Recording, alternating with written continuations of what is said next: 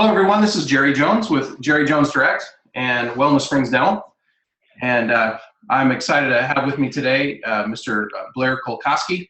And I want to thank you for joining us on this special preview webinar for the upcoming March 3rd through the 5th, 2017 AADPA National Meeting. Takes place in St. Petersburg, Florida. And as part of a preview series of webinars with many of the faculty that will be presenting at the event, we're doing preview webinars. And these preview webinars are an opportunity for you to get exposed to the speakers and their content, what they will be sharing at the event, but also just to get some great practice building and personal development tips well in advance of the event. So I'm excited you're with us. We've got a number of folks who've dialed in, and even more who are on the webinar live itself. Man, I tell you, this is going to be a great afternoon. So with me today, as I mentioned on this preview webinar, is self-described developer of people, Mr. Blair Kolkoski. Blair, I want to thank you for taking the time to spend with me and many of the AADP members today. Let's get started. Why don't you go ahead and give our viewers and those listening a thumbnail sketch, if you will, of your background and your, in particular, history with dentistry, because it's long, like mine, and that brings a ton of benefit. So I'll let you just kind of introduce yourself and share a little bit about you and your history in business. Great, thanks. I really appreciate it, Jerry, and very grateful to have the opportunity to share things that I'm passionate about and feel strong about, and also grateful for those that are joining us and have taken time out of their busy schedules to be here as well. So as we spoke before, Jerry, I've been blessed and privileged to have a chance to serve dentists for over 2 decades. And it wasn't something I actually sought out. It wasn't something I came out of school and said, hey, I really want to go work with dentists. Dentistry kind of found me. I didn't really find it. And I think that's been a blessing to me and to a lot of people, because I came into it probably a little bit differently than most people. And my background is I've had a chance to teach and to develop and to really not only help dentists and their teams, but also learn from them. I feel like in order to really serve people, you have to not only be a teacher, but you also have to have a student. So for the last over 2 decades, that's what I've been doing, is helping dentists and dental teams really figure out a way where they can not only serve people through their profession, but also create a wonderful quality of life for themselves. That's probably, if I had to guess, Blair, that's probably one of the most difficult areas in dentistry to work within, but also to attract prospective clients too, because it is in dentistry, you know, the clinical side is the information is easy to sell. It's easy to get a dentist to attend a CE course on clinical dentistry. It's far more difficult to get a dentist to look at the other side, the business side, and perhaps even a little further, the leadership side, the development side. And getting to recognize the self-awareness that, geez, you know, I've peaked, I need some help, or, you know, what Blair is talking about really resonates and I need what he has to offer. So I imagine that's been, you know, you probably don't have millions of dentists clamoring to come to you, because it is it's a narrow, very specific area, but it's got to be the most important area. I mean, because if you don't do what what we're going to talk about today, you won't be in practice very long, right? Yes, and that's a great insight, Jerry. Yes, what you said is absolutely true.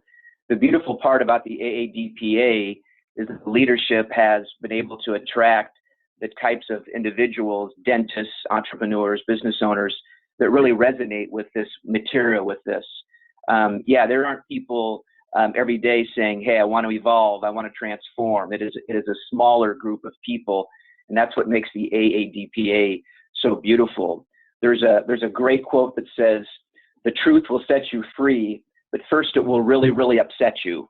and so what I find is I have to really spend a lot of time with people up front to really, really help them understand that, believe it or not, there are people out there that really want to bring great value to them.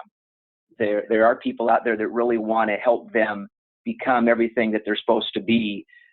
As one of my mentors, Matthew Kelly, says, be the best version of yourself, not the best version of somebody else, but the best version of yourself.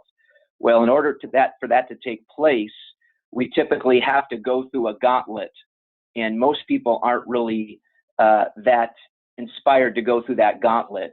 But my experience has been over 2 decades, actually closer to 3 decades, is that when they do go through this gauntlet, they absolutely love what they discover. So as Socrates and Plato and Aristotle say, know thyself, know thyself. Most people think they know themselves. But the truth of the matter is that everybody knows that that's a lifelong journey.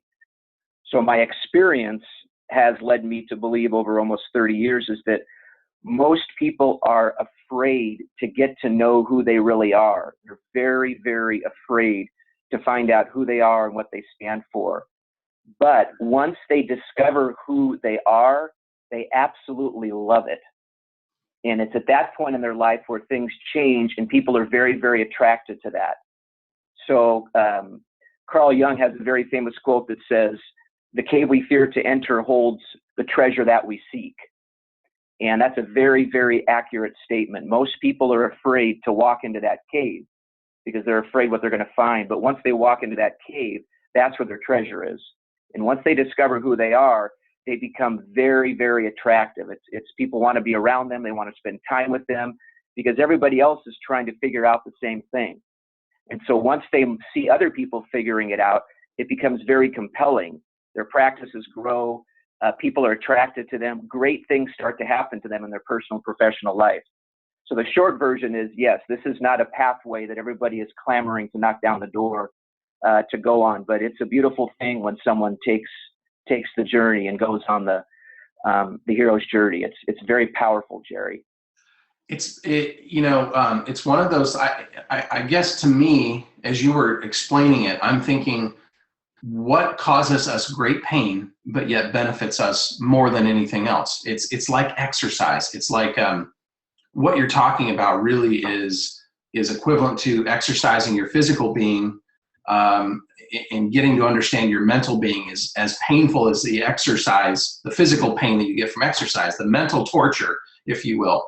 That is a very powerful, I mean, what you just talked about is really powerful. And I think it holds the key to just how fulfilling your life becomes. To get really sort of, for me, that's really esoteric, but the more pain you go through to develop yourself, physically or mentally, or both, I think the greater the riches are on the other side. Would you agree with that? Yes, I think that's an accurate statement. And I would say that dentists that really understand this, they're very, very smart because they use their dental practice as a dojo, as a place to go to learn, to practice. And so I've been very blessed and privileged to serve, to teach, to coach, to mentor some of the top dentists and dental teams in the United States. And I say that with all humility because those individuals that want to go on this journey have come to a place where they realize that their life has to be more than it is.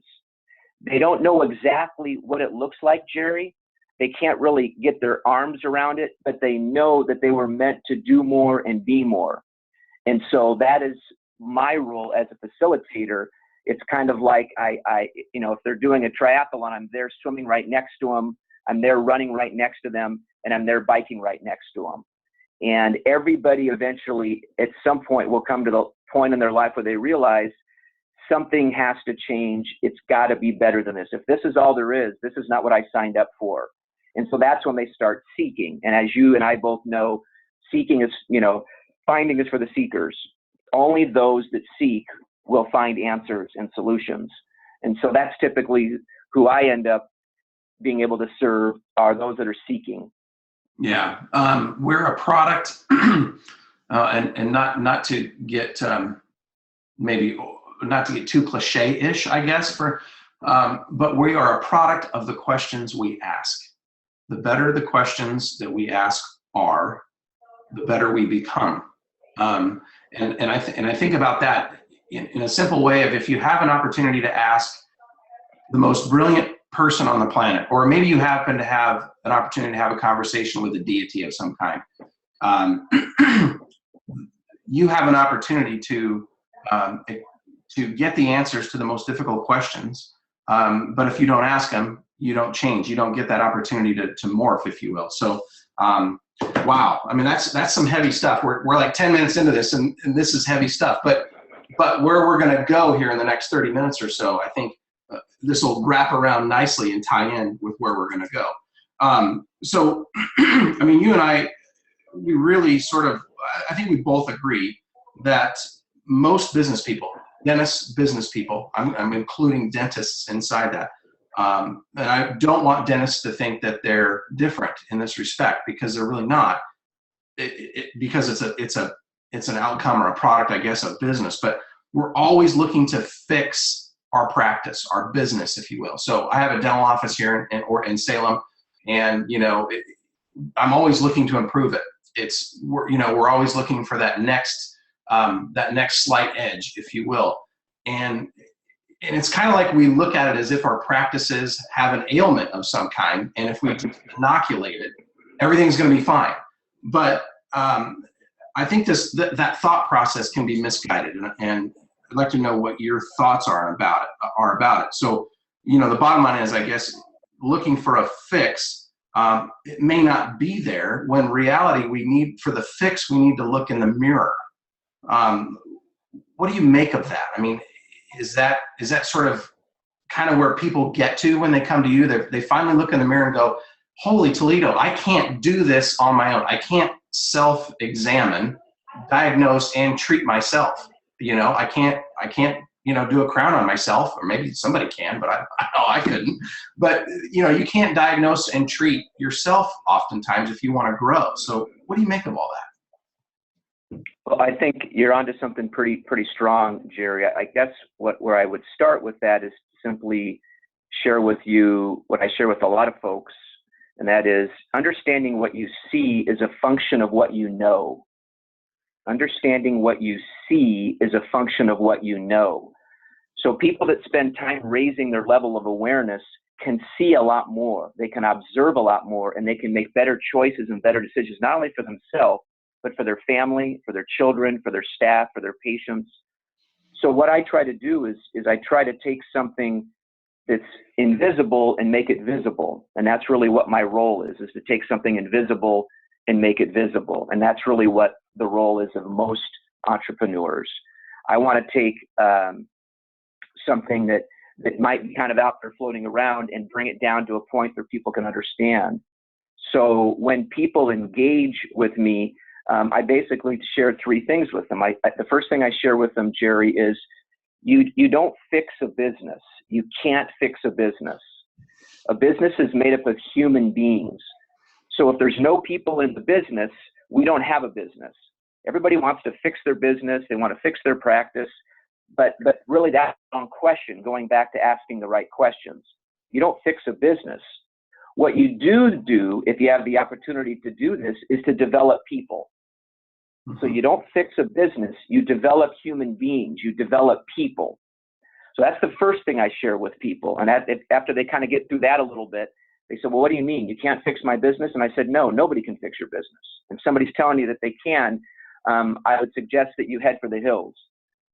You can't fix your business, but what you can do is develop people. Then the second thing I share with them, Jerry, is businesses will grow and improve and develop only when the people in the business first grow and improve and develop. It's counterintuitive. Your business will grow and improve and develop only when and only after, Jerry, the people in the business grow and improve and develop. The business will get better after the people get better. And then the third thing I share with people, Jerry, is you cannot develop people as a leader or an entrepreneur until you first develop yourself. You cannot develop people, you cannot develop your team as an entrepreneur, as a dentist, as a business owner, until you first develop yourself first, i.e. Socrates, Plato, and Aristotle. Now that's not a message a lot of people want to hear, especially dentists and people that work in dentistry that are caregivers. They want to fix, they want to help. But you cannot help people until you really help yourself. And that's why if anybody on this phone call is on an airplane, which I bet you 100% of you are, have you ever been on an airplane when the stewardess says, please put the oxygen mask on your child first? You've never heard that in your entire life, and you will never hear that. They say, put your oxygen mask on you first, then go ahead and put it on your child. That's the principle that I'm teaching, the same exact principle. Mm-hmm. You talk about the misnomer that a business doesn't grow, improve, or develop on its own, that really the people within, or the human capital. I always refer to the people in an organization as the human capital, because it's, to me, aside from the customer list, the human capital that makes up a business is the most important asset. Or in the case of a dental practice, the patient list is the most important asset, next to or right alongside the people that work in the practice that make it go. And I'd include the dentist in that, of course, too. How does a doctor begin? I mean, where do you begin? And I'm only looking for the beginning point. Where does a doctor begin to start developing people? How do they do that? I mean, because I guarantee there's I don't know, a whole bunch of people listening and watching this webinar right now. And I guarantee you a couple of them are saying to themselves, hey, Blair, that sounds really cool, but where do I start? I mean, I know I need to develop my people. I know I need to spend more time working with my team, or I need to have someone spending more time working with my team. Where do I start? I think that's an honest question, Jerry. And probably where I'd start is by saying an organization will only be as healthy as the leader wants it to be. An organization will only be as healthy as the leader wants it to be. So generally what I have found, and this is just through my own experience, is it's important for leaders to ask two really critical questions. The very first question is, who do you work for? And the second important question to ask is, why do you work? So who do you work for? And the second question is, why do you work? And generally, if people are very, very honest, they'll tell you the reason they work either comes from a dream or a frustration. A dream or a frustration. So if people can tap into who they work for and why they are working, then that will then give them the energy to go out and really seek out the knowledge that they understand, that we all understand is lacking. And so basically, what people don't understand is people that you think are untouchable are not untouchable. They want to help. They want to give back. They want to mentor. The people that you think would never take your call, the people you think would never return your email, they really, really, really want to help. They're the ones that you don't think are accessible. They're extremely accessible because they're in a season of their life where they realize, like, there's no way they could have gotten to where they are unless they had mentors in their life. So now they're in a season of life where they want to pay it forward. They want to give back. So you have to be very, very aware of who you work for and why do you work. And then once you understand that, then you can start seeking out mentors. And you can't be intimidated that people won't want to help you. Those people that have done very, very well have done well because they sought out mentors and they want to pay it forward. And that's been my whole life. My whole life has been seeking out people to guide me, to mentor me, to coach me, to be a sensei for me, as they say in the Oriental world, or a mensch, as they say in the Hebrew language. Finding is only for the seekers. You have to be seeking. You can't sit back and say, oh, woe is me. Nothing's good happening to me. Nothing will be delivered to you unless you become a seeker of knowledge, a seeker of wisdom, a seeker of discernment. In your whole life, you have to be a seeker. So what I find is the dentists that have really created something special, they're seekers. Mm-hmm. They're not passive. They're not sitting back and waiting for people to bring something to them. They're going out and finding it themselves. Yeah. I would absolutely agree with you.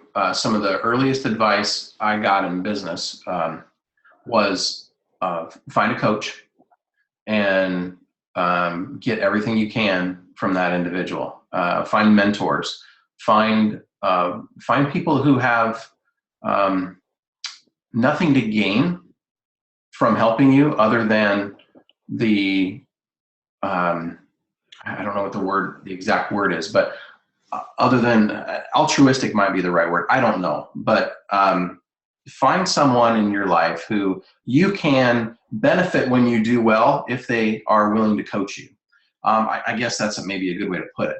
I've got, I'll give you an example. I have a gentleman that's my best friend, there's no question. He's my dad's age. He and my dad are good friends, but he is a major mentor in my life. He's a part of a couple of businesses I own, and he's someone that I look to and can bounce ideas off of.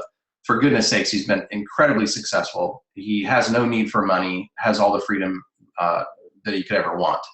He did very well in business, and having the ability to go to him and with an honest conversation, like, hey, Tom, I want to up my leadership skills. You were a TAC officer in the Oregon Army National Guard. You had the #1 OCS school in the United States when you were the chief TAC officer. What can you teach me? Wow. I mean, talk about an incredible resource. But he is someone that I saw him out. I saw what he had done, what he had accomplished. I saw how he worked, and it's blossomed into just an incredible friendship. Those kinds of individuals can carry you as far as you are willing to push yourself, and it's a phenomenal journey. You mentioned growing and developing people in the practice. We can't do that until we develop ourselves. I see it as a very clear path, in my opinion, and it's leadership. Going down that leadership path and becoming a better leader, being developed as a leader. If you were to talk to a dentist who admitted to you, hey, Blair, I'm a terrible leader. I need help. I need to get trained in how to become a better leader. Blair, what are a couple of the initial steps I can take on my own to begin that process?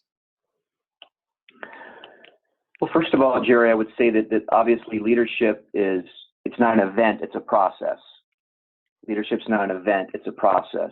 So what I would share with that individual is, in order to really grow your leadership capacity, it's important to engage with other human beings. We don't learn in isolation, we learn in community. Maybe there's some Buddhist monks out there that learn in isolation, but most people, if you ask them where's their greatest learning curve take place, it takes place in community. And so I share with people, everybody wins when a leader gets better. Everybody wins when a leader gets better. So my first piece of advice for someone, they come to me with that question, Jerry, is I say, all of us go through 3 different seasons of our life. Each person on this phone is in a different season, a chapter of life, but we all go through 3 seasons. The first season is we go to school, okay? We learn. The second season of our life is we go out to the marketplace and we make money to take care of our family and serve people. So the second season of our life is we earn. We go out and earn. And then the third season of our life, Jerry, is we return. And when I mean return, we come back. We come back to coach, to mentor, as I mentioned before, to be a sensei, to be a mensch, as they say in the Hebrew language. So when I tell people that they want to improve their leadership skills, go out and find people that are in that third season, that return season, because they really, really want to give back. They're accessible. They'll spend time with you. They'll go have some tea with you or some lunch with you or some coffee with you. And it won't be rush. They'll actually sit down and listen to you. They'll pour into you. And so that's my first piece of advice, is to find a man or woman who's in that third season, return season, because that's what they want to do. They want to give back. They want to coach. They want to mentor.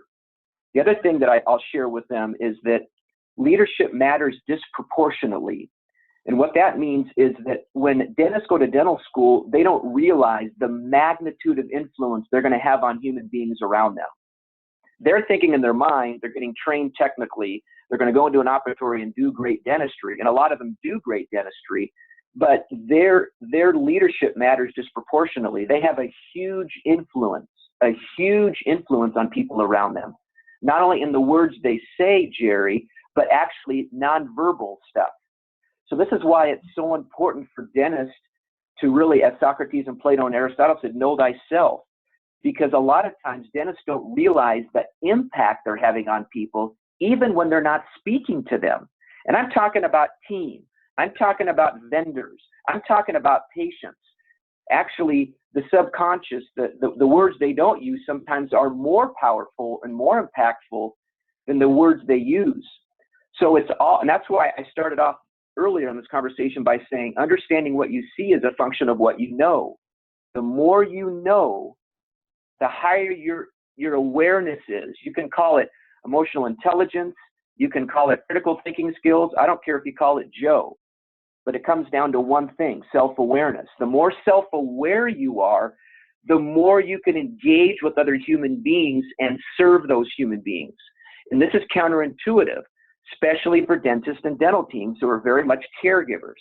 They want to help, they want to help, they want to help, they want to help.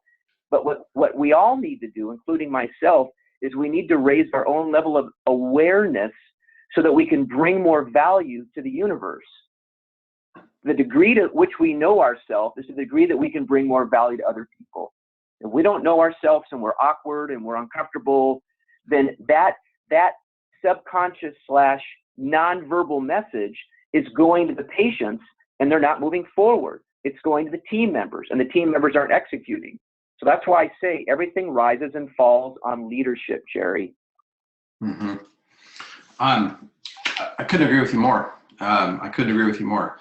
The way you phrase it, the presentation you have on this is very unique too. I mean, I agree 100%. 100%.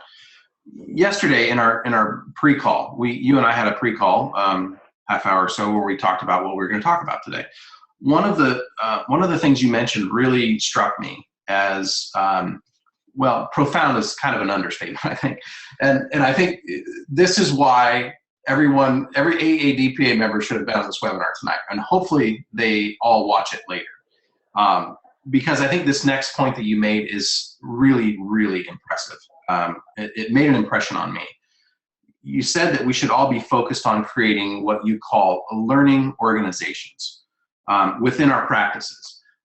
Can you dive into that a bit and maybe explain what you mean by a learning organization? And once you've explained that, how might a dentist begin that process? And I know I keep peppering you with these questions and how-tos, but value creation is what we're after here. So what are your thoughts on that? What does that learning organization look like? I'm grateful to share that. Part of the work that I do is I study healthy businesses, I study healthy teams, and I study healthy entrepreneurs.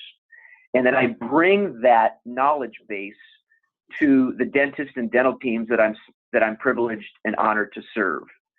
And so I study literally all healthy businesses, both inside of dentistry and outside of dentistry. And what I've discovered over the last 2 to 3 decades is the top businesses in the world, I'm talking globally right now, not just in our country, are learning organizations. And the simplest way to identify a learning organization is a learning organization is a business where the owner of the business or owners of the business, if there's multiple owners, are just as concerned and dedicated and focused on the growth and development of the people that work in their business as they are the people that they're serving. So let's use dentistry as an example, because that just happens to be the platform that we're discussing this evening. What happens in dentistry a lot of times is dentists are so focused on the patient. Let's take care of the patient. Let's do good for the patient. Let's take, and that's great. That's wonderful. That's noble. But let me tell you what's more noble. Investing deeply in your team. Because when you invest in your team, now you become a learning organization. And what I've taught dentists for 3 decades is that your team will never treat your patients any better or any worse than you treat your team. So if you want your patients to have an amazing experience, I don't like to use a lot of terms out there that everybody throws around like wow experience, and all these words that get used and regurgitated over and over again. But if you want your patients to have an amazing experience, Focus on your team. Make sure that they have an amazing experience, because there's no way they can treat your patients any better or any worse that you treat them.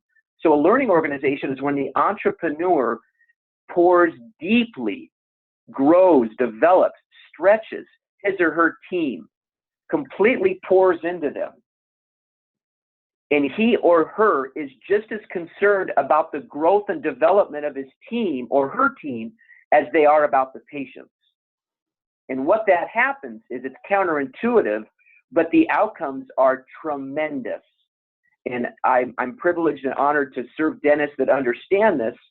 And this is a principle that's applied all across the world in all business units, in all industries. And those that are learning organizations constantly thrive. And what happens is it becomes a beautiful momentum on its own, because once the team starts realizing that it is a learning organization, the owner then doesn't have to be the only one to come up with content. Are you with me, Jerry? He or she is not the only one that has to come up with the next book or the next seminar or the next white paper or the next, what we're doing here. The team now approaches the owner and says, hey, because it's safe. Are you with me? Because it's a well-known fact that it's learning. They'll now come up to the owner and say, hey, I've got something amazing we should be working on. And then it becomes a beautiful, positive momentum to itself. Yeah, absolutely. So in what you do, this learning organization concept, does it go beyond just mere training? So in other words, I say this a lot. It's said a lot in dentistry. Train, train, train. You cannot train your team too much. There's a never-ending source of things to be trained on. And training in the best organizations is the cornerstone of their success. They are offering and conducting a lot of training. I think of my friend who's got 15 or 16, I don't know, maybe it's 17 today. He's constantly adding more coffee drive-thrus. It's an extremely successful business. It's a franchise concept. But how many things do you need to train on to run a successful coffee drive-thru, right? You wouldn't think there's much. Right. But they conduct an awesome amount of training. Just awesome. My friend, Chris Tomczak, who's also a business partner of mine, has over 350 chiropractic offices all over the United States under his franchise. And they are constantly training. Almost every single day, there is some kind of training being offered by the franchisor for the franchisees to tune into and get their teams on board and trained on. So this idea of a learning organization, where does it go from training? And so if training is a part of it, where does it go beyond, or does it go beyond? Well, I'm very happy, Jerry, that we've found ourselves at this place, because I think that this is something I think I can really bring value to people. I think everybody wants to walk away from these and they want to have some nuggets to take back to their business the next day. And I think I'll be able to do that. As I mentioned to you before, there's two great questions I always ask leaders at the very beginning of our relationship. Who do you work for and why do you work? Mm-hmm. So I'm going to talk to you a little bit about training right now, if you give me the permission to do so. And what I'll share with you is, and this is why I said to you earlier, understanding what you see is a function of what you know. The more you know, the higher level of awareness is, the better questions you can ask, the more you can see. So what I'm going to share with you, and this will, we're not going to have the time to go through this right now, but what I'm going to share with you is that training generally teaches and shares people the what. Educating people shares with people the why. So the reason I've been able to help so many people is I've been able to help them move beyond what is typically taught out there, and that is training. But training only talks about what. Educating talks about the why. And so I'll share with you, Jerry, and everybody on this webinar, what a lot of people have given me a lot of positive feedback where they really got it, like the light bulb went on. Mm-hmm. If anybody on this phone call has small children, or if you can remember when your kids were small, every single time you asked your small child to do something, regardless of what it was, the same thing came out of their mouth. Why, mommy? Why, daddy? Uh-huh. Why, mommy? Why, daddy? See, what people don't realize is that we're still children in adults' bodies. Just because we have an adult body doesn't mean we don't think like kids. People need to know the why. And if they understand the why, and philosophically it lines up with their core beliefs, their mission, their purpose, again, to use some words that are pretty familiar in the marketplace, they're more likely to take action. And everybody on this phone call is on this phone call to gain content to take action. Nobody's on this phone call because they have a lot of free time, they've got nothing to do, and they thought, well, I'm just going to get on this webinar. No, everybody wants content to go back to their business as an entrepreneur and execute and do something with it, and actually physically do something with it. So what I'm going to suggest is it's not about training so much. That teaches the what. It's about educating, and that teaches the why. And adults need to know the why, Jerry, just like children do. And if adults understand the why, Jerry, and it lines up with their core values, they're more likely to execute and buy in and make changes that in the past they were not willing to make. So this circles right back around to leadership. This circles dovetails nicely right back into that concept of leadership and developing oneself before you can move to the next level, the next phase, the next growth spurt, or whatever it might be. If you're absent a why, it's tough to go anywhere. It's hard to get your team on board, bought into what you're doing. Like you said, they got to know why. I actually think I'm a kid in an adult body 99% of the time. My wife would probably agree. But there are times I can be serious, but I get it. I understand it. It's kind of like, in marketing. Let's take a really simple example in marketing where we're trying to communicate to a prospective patient to pick up the phone and call our office right now. We have to give them reasons why. Why is it going to be safe to make that phone call? What's the outcome going to look like, and how can they be guaranteed the outcome will look like that? So in our advertising, we answer a lot of those questions. We tell people why they should call. Number one, we're not going to judge them. Number two, if they're a white knuckle flyer, we're going to be aware of how they feel, and we're going to compensate during their visit to manage their fear or their feelings about coming into the dental office. We're going to take care even on the money side. We're going to give them, here's why you should call, because we're giving you an incredible introductory offer. You should call because we only have 14 spots left, 14 appointments left. And this offer expires in 2 weeks. So we give people reasons why. And I think just like in advertising, there's a whole reason why advertising, I don't know really what to call it, section or segment out there, where all advertising has to be, you have to show the prospect why. What's the reason why? And I think the same thing. I understand exactly what you're saying. Your team, those around you, even your family, have to understand why. Why are we trying to grow this practice? What are we trying to accomplish, and why are we trying to accomplish that? So yeah, man, I think that is incredible. Blair, really great information and advice. And I think we're gonna pull the plug at this point, because we got covered everything that I think we wanted to get conveyed. And I think for the folks that watch or listen to this webinar are going to easily see the value of listening to you live and in person and being able to communicate and talk to you, and get a better, even deeper understanding of what you bring to the table, the value you bring to the table, and how you can help someone who has plateaued and understands that now they need someone else to bring them along to that next level, to a guide by the side, as has been said. So I really appreciate you joining me, Blair, and I know you're a busy guy. We planned this date like 3 months ago, literally, maybe 2 months ago, but it's been on the calendar for a long time because I know you're a busy guy, and I appreciate you taking the time out and sharing some of your insights and experiences with AADPA members and soon-to-be guests as well, as this is shared over the internet and in a bunch of different areas. I appreciate you being a part of this, Blair. I've attended and spoken at a number of events. Some might consider like the AADPA regional meeting or the annual meeting that's coming up in March.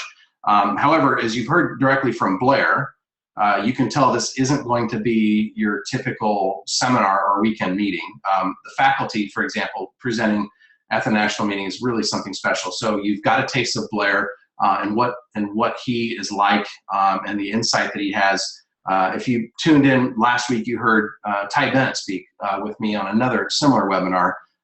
And in addition to Ty and Blair, AADPA has invited other folks like Garrett Gunderson, Lisa Clark-Price, Woody Woodward, Dr. Larry Cook, Gary Lee Price, Danny Bobrow, Blair and Ty both, and yours truly, and even Dr. Pete Dawson. Dr. Pete Dawson is going to be appearing at the AADPA meeting in St. Petersburg in March. So this isn't just a sit in the room kind of an event. There's going to be numerous breakout sessions, mini masterminds, which I'll be conducting one. I think Blair might also be conducting one of the mini masterminds, or high-speed lunch and learns, and special breakouts for staff, and some after-hours fun too. You know, actually, Blair, I just thought of one other thing we really should drive home, a point we should drive home to everyone who gets a chance to listen to this webinar or watch it, and that is the importance of bringing their team to this meeting. I would love to have your thoughts. I've got my own, but I'd love to have your thoughts on the importance of bringing your team, as many as you can possibly bring, to this event coming up in March. Sure, I think, and I'm glad that we're getting a chance to talk about that at the end of this. To have the team there is extremely, extremely important and extremely critical, and I know most doctors know that.